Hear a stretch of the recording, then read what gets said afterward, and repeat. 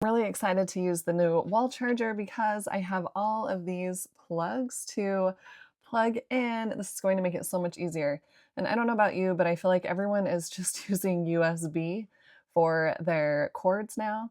So I'm going to take out the screw in the middle right here, put this on top and put the screw in.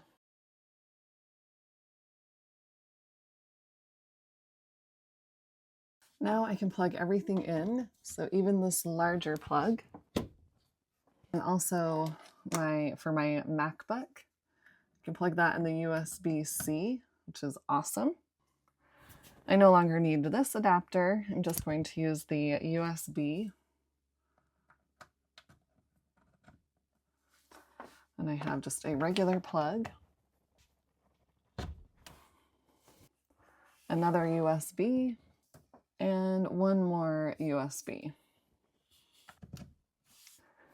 And I still have 1, 2, 3 more plugs I can use.